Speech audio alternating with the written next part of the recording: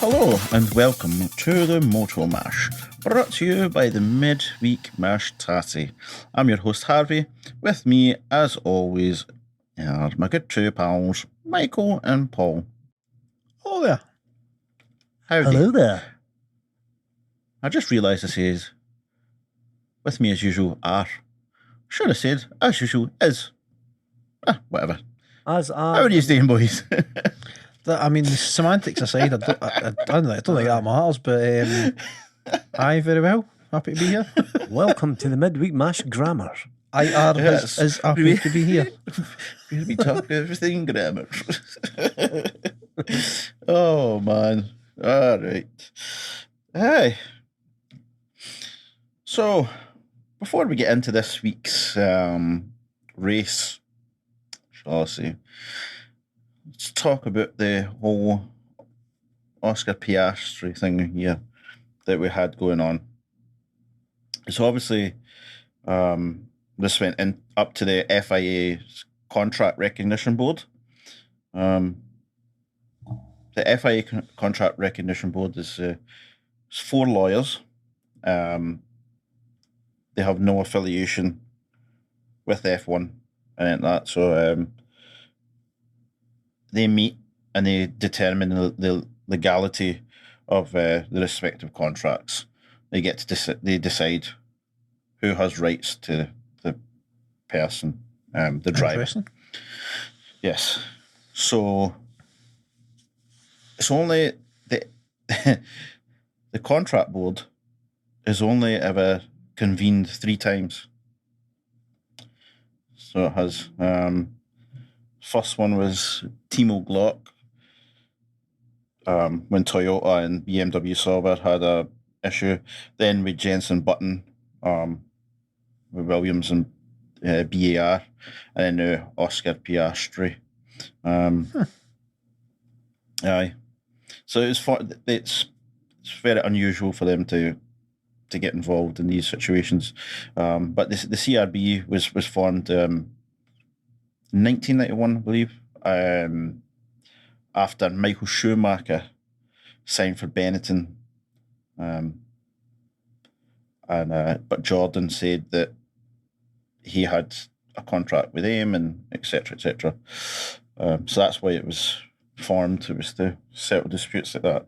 But let's say it's very rare that they convene only 3 times.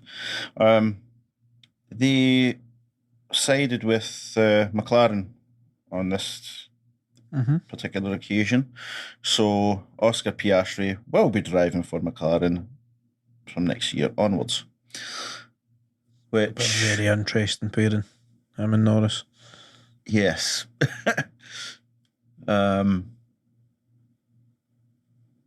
It will be interesting because obviously Oscar Piastri, he's the reigning F2 champion. So, you know, you've got to have something about you if you're the F2 champion.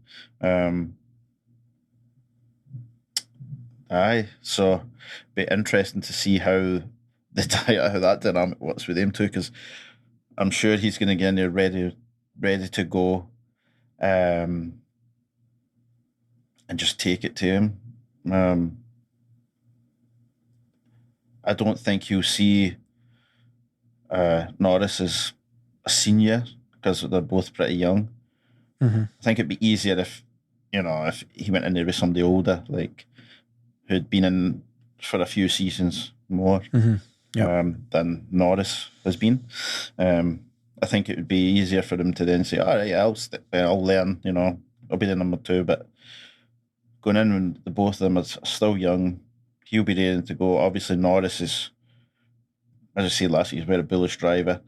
Piastri could be the same thing, and it could end up being a disaster for McLaren. Hopefully not. Hopefully everything works out well. Hopefully the competitiveness of each driver pushes one another to be a better driver and get good results for McLaren and put on good races for us to watch. But it very much could turn into a disaster. Definitely could. Aye. That leaves Alpine without a driver again, and I mean, who do you think should sign for Alpine? Like, or who should Alpine sign? Mick Schumacher. Mick Schumacher. Straight up, You Mick said Schumacher. that. You said that last week, and last week I was like, I don't know. If he's got to sign for Alpine, he might as well stick with Haas. But after watching today's race and then contemplating and think, looking back at the previous races, I realised that it would be very interesting to see Mick Schumacher in Alpine. I think so. Because at times they have a very good car. At times, sometimes they drop off, but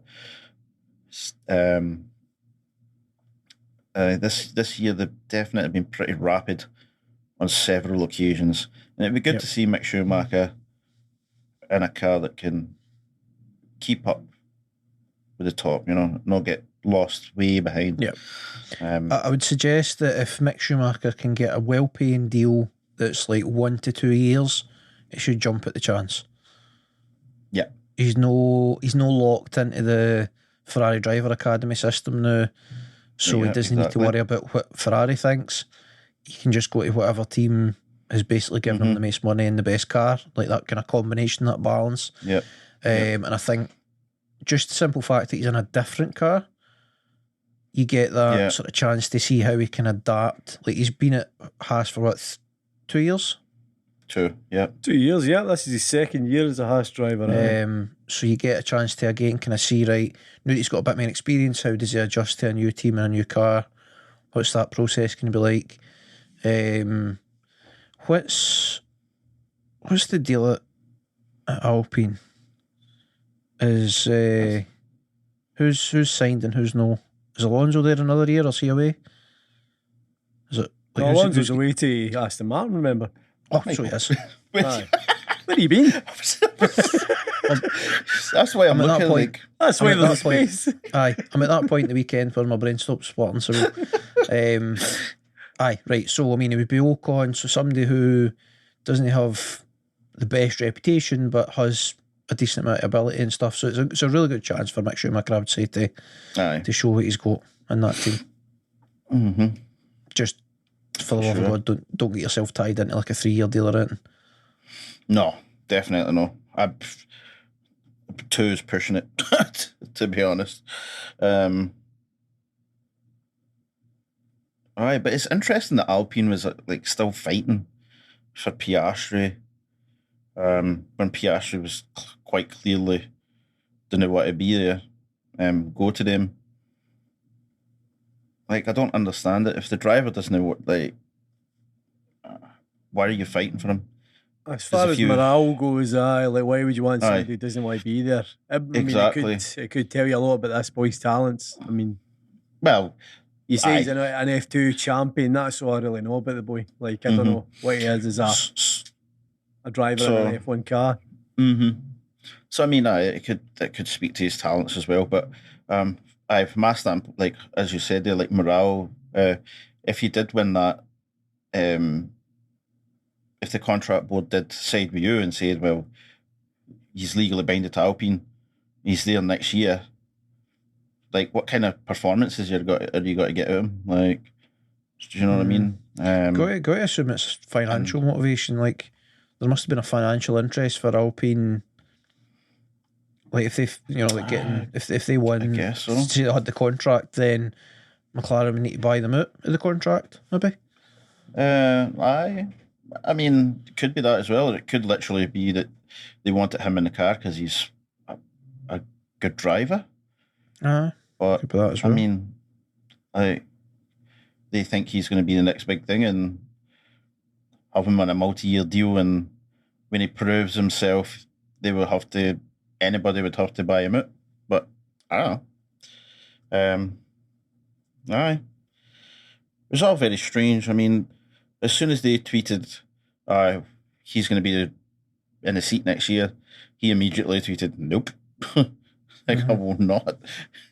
It's just tit for tat. It's like, what is going on? Alpine, like, I were confident was going to be there, but I mean, I don't know. You've got to look at it too, right? If he's it could have had a detrimental effect on his whole career if he stayed at Alpine as well. Because if he's there and he's not getting the performances, he's moping about, he's not doing the things right, he doesn't have a great relationship with the people that he needs to have, that are putting a car together for him or setting it up for him. Do you know what I mean? The performance isn't coming. Teams will look at it and be like, well, is he that good? Or is he the bad apple that's rotting the team or whatever? So could have made him suffer, but anyway, I digress. We'll move on to the this weekend's race at Sanderford, the good old Dutch Grand Prix. So, Michael, did you, and Paul, I'm pretty sure I know your answer, Paul, but Michael, did you see qualifying? I did, yes. Paul? What do you think? That's what I'm only turning up for the main card, guys. Main card, for the main card. Hey, which is fine. Which is absolutely fine. So, again, the practices, I don't really look too much into it, but to the practices. But it was evident that Mercedes were they found an extra gear, as to say. Their car was a bit quicker. Qualifying looked like, they were doing pretty well in qualifying. Max Verstappen again, qualifying, just pulled the right at the end, pulled that last be hundredth of a second out to get on pole. But I know that George Russell and Hamilton both couldn't finish their laps, right? It was the two of them in Q3, right? Aye, because it was a yellow flag right at the end. That was after Perez spun out. Mm-hmm. They put the yellow flag up, and they ultimately couldn't improve in the time. Mm-hmm. So, Max Verstappen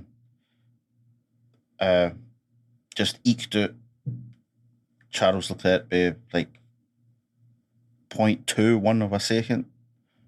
The margin was so fine. Mm-hmm. It was crazy.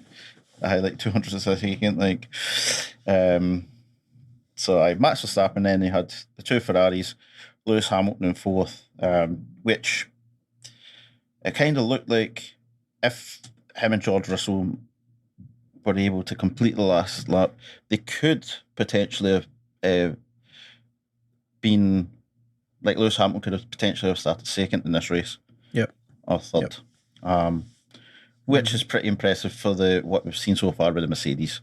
The Mercedes have been doing okay in qualifying, looking pretty good in qualifying, and then just managing the race. But yesterday, there was a real feeling like they could actually have got second, third, fourth, and looked very good doing it, which is good to see. Aye, that's massive.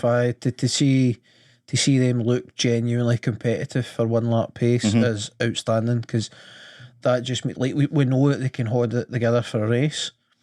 They've been the most consistent team, arguably, throughout the season. So when it comes to race day, so to see them get the pace out the car that they've been saying that they just need to unlock, kind of thing, it means that we could be in for some exciting races ahead to see out the season, and potentially sets us up very well next year. Yep. You got to wonder. I don't know if you've seen it come out. I've not seen any mentions of what upgrades they've brought this week that have unlocked that pace, but got to wonder if this is what was rumoured for last week. Last week, they've probably had the upgrades last week, and I don't know, maybe it's not been fitted properly or something, or calibrated properly. So maybe that's why it didn't really boost the pace last week. But it's something this week for sure. So Started a Grand Prix. Very interesting. Mercedes going with different tactic here than the other cars at the front there. So obviously, if Ferrari were on softs, so Max Verstappen, his response was to start on softs as well, right? So he needed to defend that lead, so he has to start on softs. Mercedes, all two of them started on mediums. Potentially looking to their one stop, I believe, because everybody else was going to be a two stopper. Perez was on medium, and Perez was fifth, so he was in between Hamilton and Russell. But both the Mercedes on mediums, going for the one stop. Sergio Perez as well. It's a good start to the race. Nothing too exciting happening in terms of crashes or anything like that. So it's a good, clean start. Most people kept their positions, and then it was just a usual day at the races until the pit stops started to happen and Mercedes were at front, and their strategy really shone through, and it was looking like Mercedes could win the race.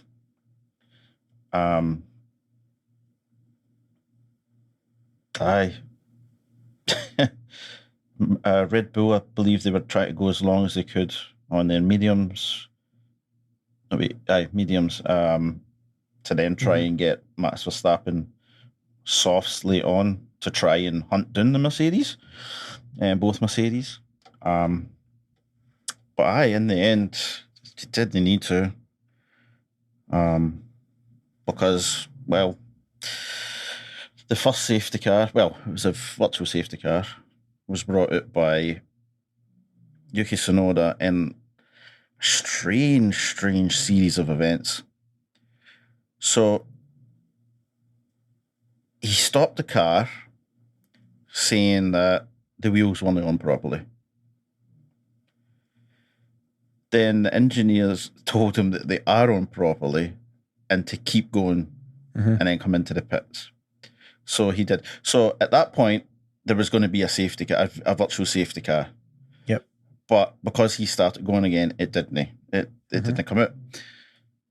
So the yellow flags go back in, green flag comes out, boom, go round, goes into the pits. Tsunoda, I believe, is thinking that his race is done. So he looks like he's loosened his seatbelt.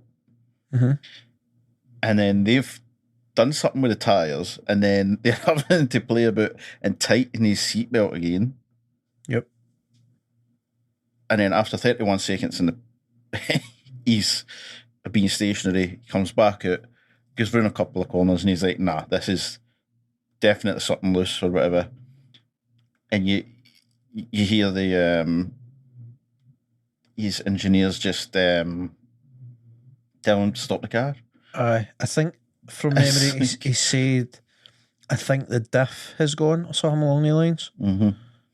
Second time. It's in the second one. The engineer. No, that was Tsunoda. And then the engineer's response was stop.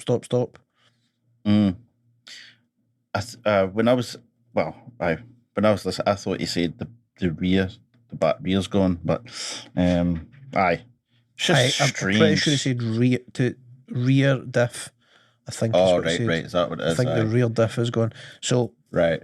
Whatever it was, like he's seemingly felt that something wasn't right, and then his engineering team have been very weird about it.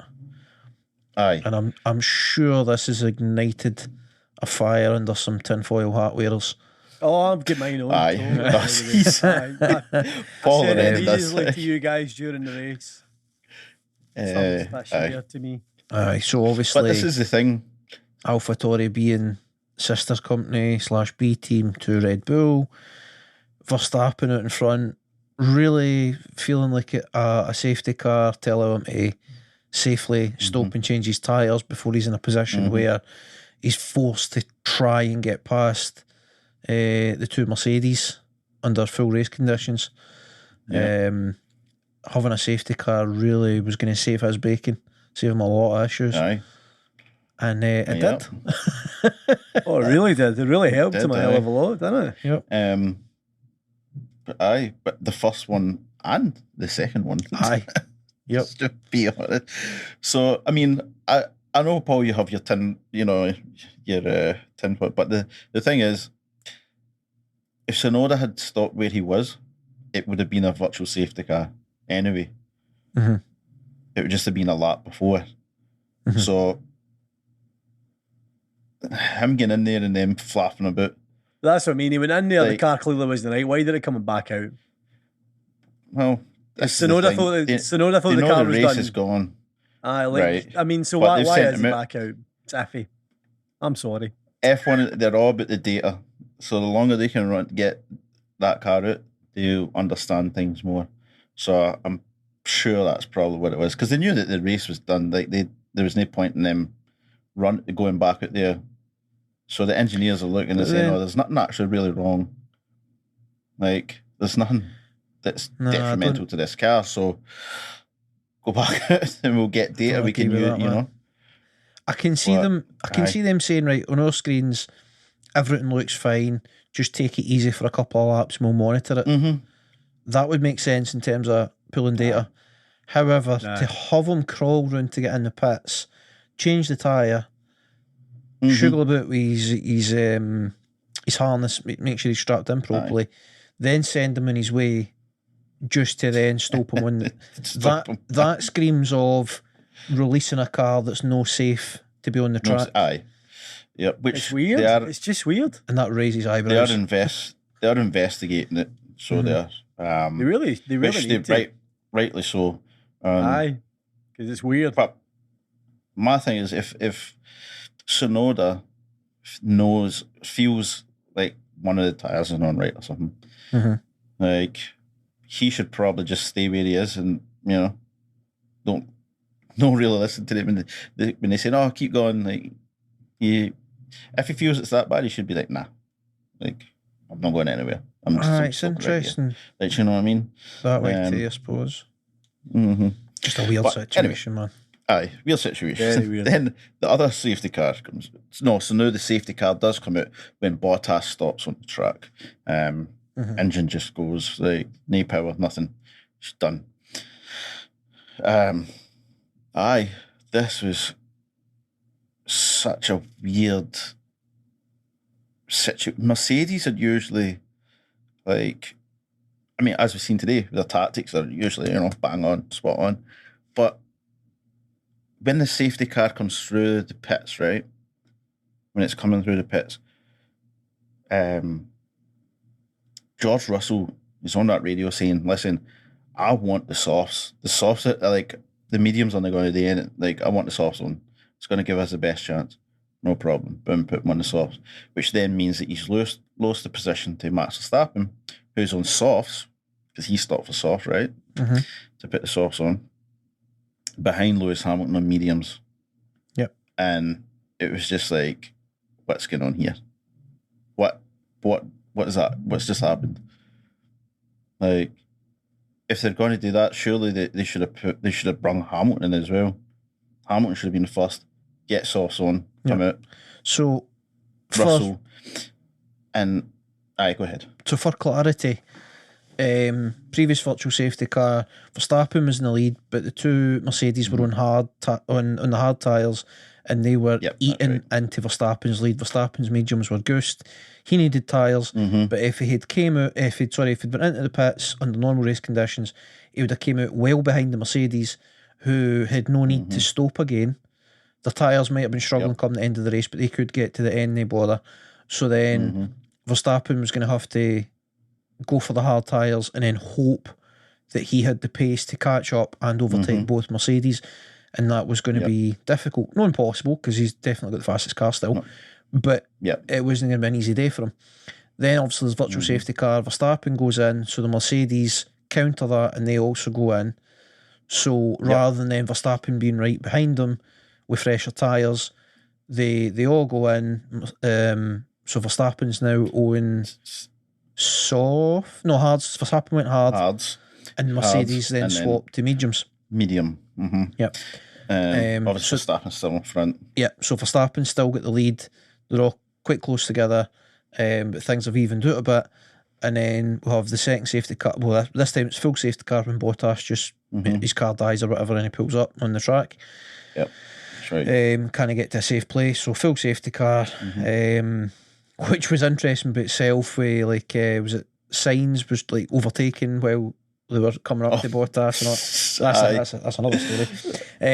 So then we get to the point where, as you say, Verstappen's now going for softs, as is most of the field at this point as they're going through the pit. So initially Mercedes only going to pit them and they're going to go with track position over fresher tyres. So they're going to keep both Mercedes on the mediums. It means that Verstappen is 1 or 2 places behind Russell, and we'd have to get past at least Russell and Hamilton to win, potentially more, just depending how it shake out. But then Russell gets on the radio, starts calling for softs, and for unexplained reasons, his engineer is like, right, fine, box. And Russell gets his soft. So this now means that he has put himself, as you said, Harvey, behind Verstappen. So all Verstappen has to do is get past Hamilton. Hamilton's now a sitting duck on his mediums that are cooling down. And he's on, and Verstappen's on his fresh softs. Whereas if they had left them where they were, Verstappen would probably have did to Russell what he did to Hamilton, but it would have gave Hamilton that half a lap to open up a wee gap, and then that wee gap, as Verstappen's closing that gap over the next lap or so, that then lets Hamilton heat his tyres up, then he has a fighting chance of defending once he's fully hit his tyres back up. As the situation was, he's on mediums that have cooled down, he's no got the traction, can't defend, Verstappen blows past him, and then ultimately so does Leclerc, and then passed by Russell. That's right, isn't it? No, Russell. He gets passed by Russell. Sorry. Once the safety car goes in, Hamilton tries to wait a wee bit. Don't give Verstappen too much of a straight to get past him. Yep. Verstappen takes him like that. Like a click of the thing. It was just as soon as they got into the straight. Aye. It was just cool. He gets a toe in for him for the corner and then he's gone. Then 2 laps later, if that, Russell passes Hamilton. Then Leclerc. Leclerc was third. Aye. Yeah. All the while, Lewis Hamilton is effing and blinding. Oh, he was raging. He was livid. Which I understand. I understand why he's raging, but I also understand why George Russell wanted the softs. Yes. My thing is, like, somebody in Mercedes should have made the decision. Look, either both of us are going on softs or we're both staying on mediums. Yeah. Either, 100%. Like, do you know what I mean? Yeah. That's the only issue that I have there. Obviously, they have Hamilton. He wants to get his first win of this season. You have George Russell, who's looking to get his first win in a Mercedes, or overall. But so they both want to be in the best place. So the both of them are trying to put themselves in the best position to win the race, right? Yeah. But the team needed to do something there. Whether it was all 2 on softs or all 2 are staying in mediums. And if I'm going to be honest, if all 2 of them stayed on mediums, I think Max Verstappen would have took the lead again within 2 laps. Hamilton, just the way that car was moving at him when he had them softs on, man. I think that the thing is, though, the likelihood is that Verstappen would have got past both of them. However, it's entirely possible they would have both finished ahead of Leclerc, and they would have had a double podium. Oh, aye. Yep. So that's what Russell has cost them by pushing for the softs, and then the team giving in. The decision, as you say, should have been both drivers stay out, give us a fighting chance of winning the race. If that doesn't work out, then hopefully we get a double podium, or we go for softs. Then we're in a better tyre. We're in a worse position in terms of the grid, but we're on the stronger tyre. We can push hard to the end and see what we get. But what they did instead was they gave in to one driver rather than sticking with the team strategy, which isn't good at all. That's no good. But you said that Russell cost. I don't think Russell cost them. The team cost themselves, because ultimately it's them that decided. Okay, so poor choice of words. I don't blame Russell for calling for the softs. I don't think that's an issue. I think it would be great if he had more foresight to be able to think of the bigger picture and what's right for the team, because it's not as if they're in a position where they two are fighting for the championship. So I think they've got a much better chance, albeit a very slim chance, but they've got a much better chance of doing very well in terms of top two in the Constructors' Championship than either their aim of got a sort of winning the Drivers' Championship or whatever. So the sensible thing to do is just get the best places possible for the team, which would have been 2 and 3, regardless of the order. Aye, for sure. But it would have been great if he could see that himself. But you can't be mad at him for just thinking, I can't, coming off the back of the safety car, I'm not going to be able to compete. I could really be doing with the soft zone. But that, as you already said, Harvey, that's where the team need to say, well, no, like, this is the strategy, this is what we're doing. Yep. They didn't do that. They gave in. No, they didn't. They took a leaf straight out of Ferrari's fucking playbook. Yep. Is what they done. They screwed Hamilton big time, just like Ferrari have done with Leclerc a couple of times, with terrible strategy decisions. Terrible strategic decisions. Yeah. It does seem to be the main theme of this season, for some reason. With teams chasing Red Bull is mistakes out with the actual drivers. Well, why do you think that is? Why that keeps cropping up week after week, like errors? I think it's just the nature of where the cars are at. I think Ferrari are just a joke. So they are out the picture. Mercedes, I don't know. There was the pressure they wanted to. No, I don't know. I have no idea. I think, see, for me with Mercedes, I get the feeling that there's possibly a thought that they need to keep Russell sweet, that he's somebody who will potentially get very frustrated and make rash decisions if he feels like he's been put in the back burner because of almighty God all about his feet, Hamilton. So I can see, I can imagine that there would be a feeling that, right, let's just kind of do what Russell wants to know, because like they're not in a position, as I say, where they're fighting for that championship. So it's no like, listen, George, you'll get your chance. Right now, you're number 2. Hamilton's got a chance of winning his 8th title. That's what we're going for. That's not the situation they're in. So it's a wee bit easier for them to just be like, right, okay, Russell, like just give into him that wee bit, keep him happy, because he's the future of the team. Hamilton's in his twilight, sort of thing. So I can see that being a factor. And obviously Russell's he's a very competitive driver, as you would imagine. So he's just thinking, what's the easiest path to victory? Yep. In these sort of situations. But it does seem like there's been a few times where, given the choice of force George to sort of toe the company line, or do whatever George wants, and they've did whatever George wanted on a few occasions. That's what it kind of seems like. Well, that's actually what's happening. It seems like, well, I was going to say that's what it looks like, but it could just be that a series of events that makes it look that way, you know.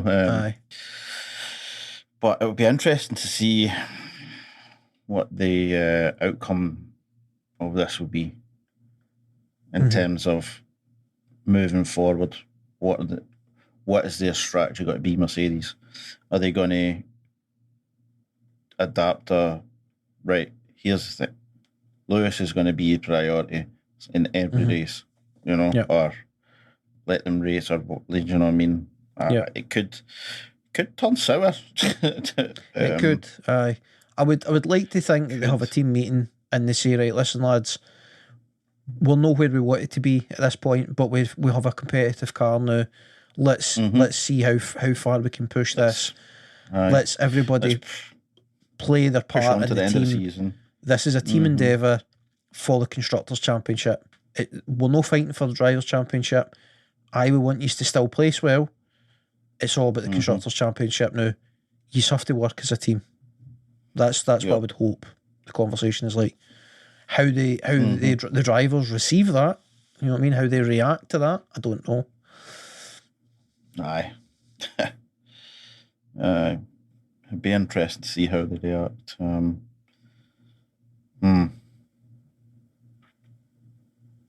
I just hope it all ends well. I hope we don't see, a lot of infighting for them and etc.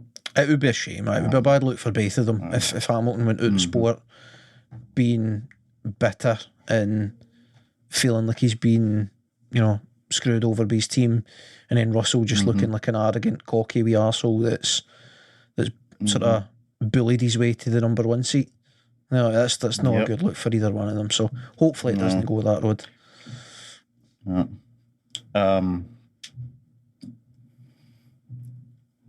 And then the Ferrari debacle.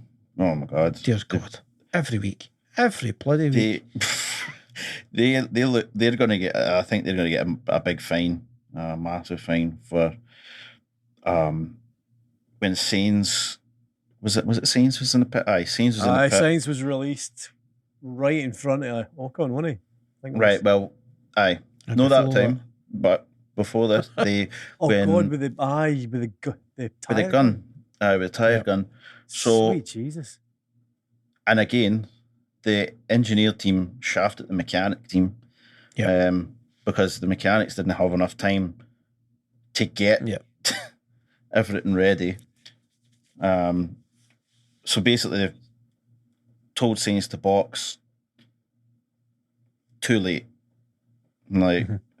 So that the mechanic team, they don't have enough time to get... They didn't inform... all the stuff ready.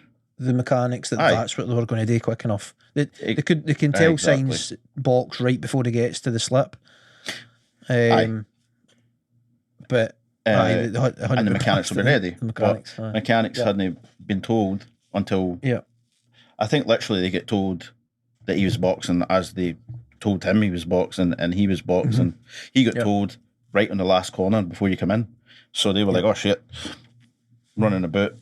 The tyre, the last tyre with the rear left, one of the mechanics was getting that, and the gun was left, one of the tyre guns was left right in the road of Perez, where Perez was getting released from, which he ran over, which damaged the gun, and it's unsafe. So that was going to be investigated, and it looks like they're going to get a hefty fine for that.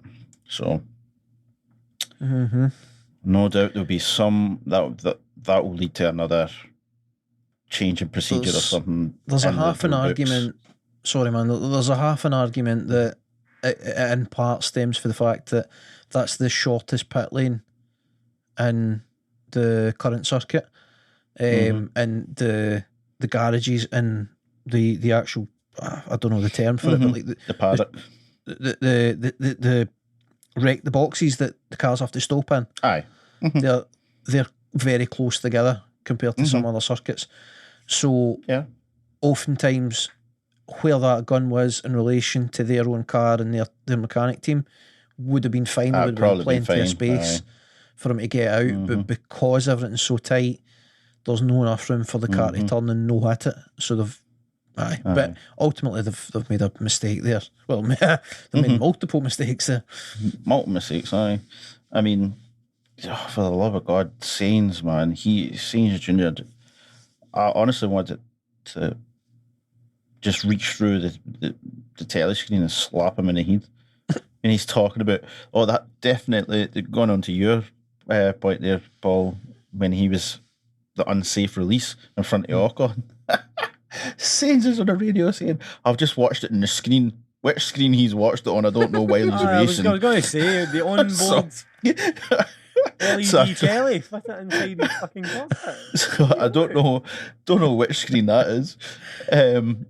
He's watching saying, the grandstand fucking screen while he's flying past it to her mailing. Just see signs veering off to one side because he's looking at the telly. It's like, no concentrating, going and buggering off the racing line. Aye. Oh, and I'm fine. Oh, fuck, race. That may be the most brainless bit of communication I've heard from an F1 driver. Aye. Like, and then he's saying, like, I've seen it on the screen. He's speeding up. It wasn't an unsafe release. Like, what are you talking about? Like, you came out directly in front of him. You cannot speed up that fast in the pit lane anyway. There's a speed limit. Thankful that your man hit the brakes, by the way. That could have been a total clusterfuck. Mm-hmm. He's lucky somebody reacted, because it certainly wasn't bloody him. Yeah. Aye. It was, aye. I don't know, man. It was just, every week there's something with Ferrari. And it's that stage where we just laugh about it every week. Because you can't do anything but laugh at it. There's something you were saying there earlier, by the way, just to jump back to Mick Schumacher. Do you think Mick Schumacher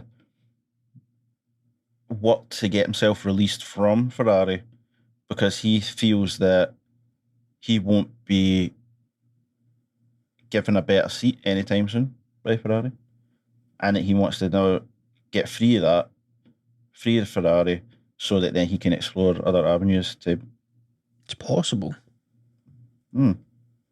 It's possible that Ferrari would be keen for him to stay at Haas until they were ready to bring him up to the main team. Which... so obviously Haas isn't like strictly like a B team to Ferrari or anything. It's just that they're a partner. They have their Ferrari supply the engine to Haas. It's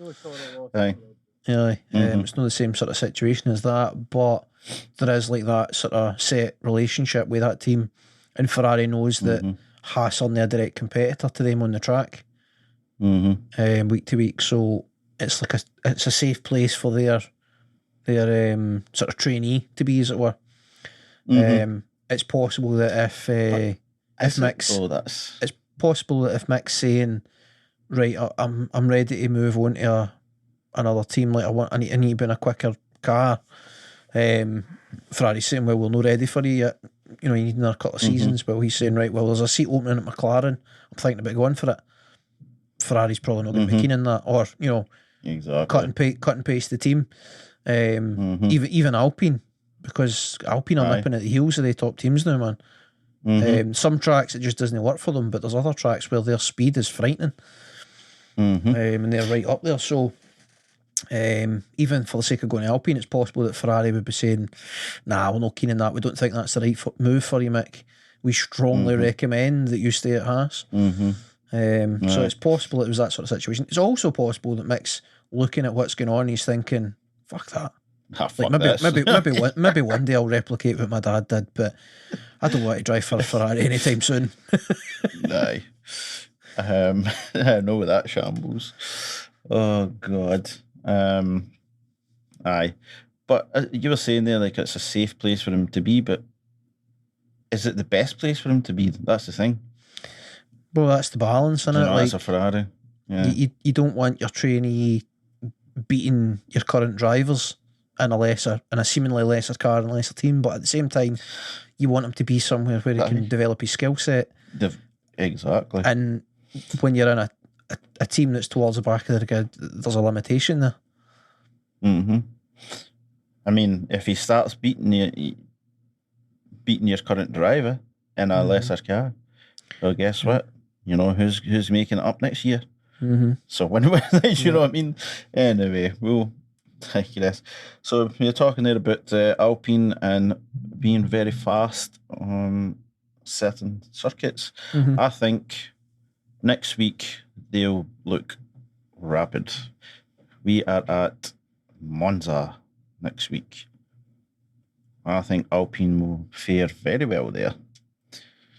Aye. If I'm being honest, because there's not too many corners. It's a pretty straightforward track. It's straight, turn straight. Aye, it's no one that's going to win any design awards. No, if we're being honest, it's like a ice hockey stick at the bottom with a few kinks in it. That's it. Mm-hmm. Aye. I do like Monza though. Aye. It's like it's three kinks away for being straight, slight bend, straight, slight bend, straight, slight bend, straight, like. Yeah, aye. It's I mean, it's going to be fast, which obviously suits Alpine, and so it'll make for an interesting race. But it's going to be a good track for Max. You've got to think. The speed of that Red Bull is going to be unstoppable. I would imagine in that track. I would say Max has a very good chance of lapping half the bloody field on that track. Yep. Maybe not quite, but I think he should be rapid. I think this track might be a good window into how much an improvement have Mercedes actually made. Mm-hmm. Because if they can stay close to Max, if they're within a second of him in that track, then they've made big improvements. In terms of like 1 lap pace, if they're within a second, they've made massive improvements. Because that's not a track that would have favoured them like 6 weeks ago. No, 2 weeks ago. Definitely not. Definitely not. So Monza should be another great race. Sorry, we were talking there earlier about the points and stuff. So Mercedes they're only 30 points behind Ferrari in the constructors' standings right now. Yep. So come the end of the season, I fully expect Mercedes to be in second place. Which, looking for the start of the season, as we've said many times, is absolutely incredible. How Ferrari have managed to fuck this up so royally. They've shafted themselves at every bloody turn, man. It's crazy. Like, they've been known in the past, I'm sure we've pretty much spoke about this ad nauseum by this point, but they've been known in the past for starting strong and dropping off. Like, no, for one reason or another, no developing the right updates, whatever, insert the reason. But I've never known them to have a season like this where they're the butt of every joke at this point, man. They're an absolute shambles. Still getting ridiculous results at times, despite themselves. Like, they have a really good car still, but just as a team, as a whole, shambles. Aye. Absolutely ridiculous. Unless any of the two of you have anything else to add, I think we'll leave it at that. If there's anything else you can add, mate, you said already. Fingers crossed for a bit more excitement next time round. It's getting fair predictable. It is, unfortunately. Unfortunately, Paul. That's I think next week will be the usual strolling apart from Max Verstappen. It's going to need something ridiculous to change it, I think, innit?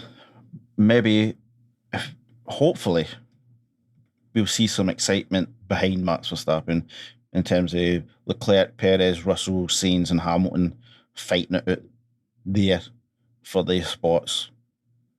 Then hopefully we'll get some good racing. I don't see anything other than Max Verstappen being in the front there, but stranger things have happened, so we'll see. Know, mate. I will see. Michael? No, nothing really to add. No. All right. Just before we go, just want to remind you that our EW Mash dropped yesterday. We're talking about the pay-per-view that just happened. So pretty much How a good reaction was to that? Remember when that happened and this happened? Nah, I'm joking. When he actually recorded it, yeah. Yeah, we haven't recorded it yet, but it will be. So that's what we'll be talking about, the pay-per-view. I'm sure it'll be fun because we'll be reacting to everything that happens in that pay-per-view. And obviously we just had the MMA Mash come out 2 days prior to this. 2 days before this, sorry. Where we talked about the UFC card and the upcoming UFC card. It was another very fun episode. So thank you all for listening. Tattie by Driver. Au revoir. Ciao.